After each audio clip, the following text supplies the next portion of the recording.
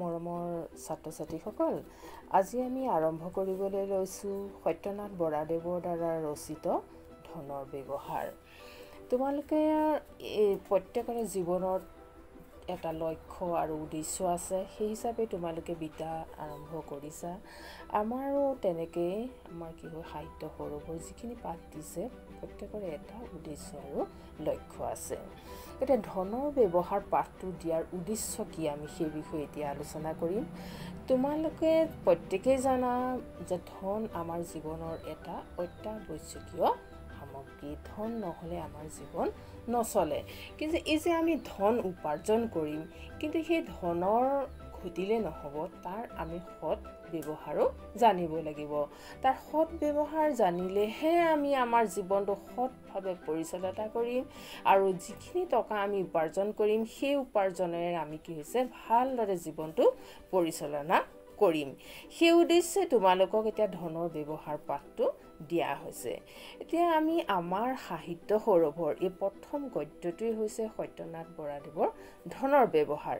পুৰণি অসমীয়া গদ্য সাহিত্যৰ যে এটা গৌৰৱোজ্জ্বল ইতিহাস আছে সেইটো তোমালোকে সকলোৱে জানা, যে তোমালোকক জোনাকী যুগৰ গদ্য ৰীতি, প্ৰকাশভংগী আদিৰ লগতে ধনৰ ব্যৱহাৰ কেনেকৈ কৰিবা আৰু কেনেদৰে কৰা উচিত সেই বিষয়ে কি কৈছে জানিবলৈ প্ৰধানকৈ এই পাঠটো ইয়াত দিয়া হৈছে।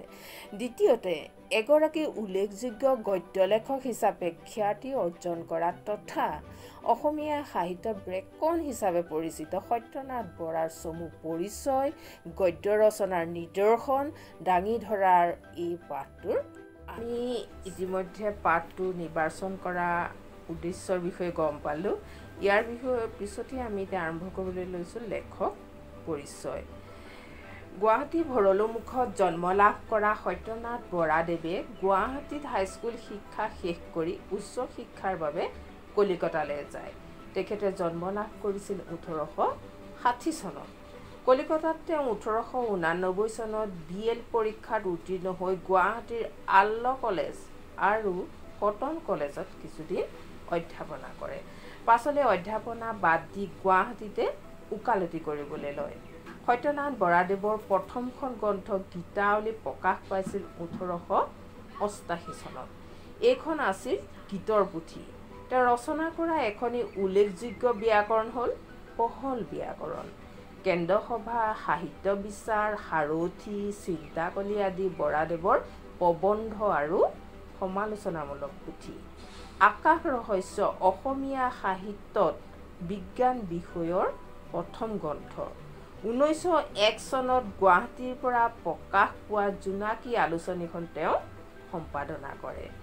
1925 চনত তেওঁ মৃত্যুবৰণ কৰে। পাঠটো ইমানতে সামৰণি মাৰিছোঁ। তোমালোকে যদি ভিডিঅ'টো চাই ভাল পাইছা তেতিয়াহ'লে লাইক, কমেণ্ট আৰু ছাবস্ক্ৰাইব কৰি ল'বা।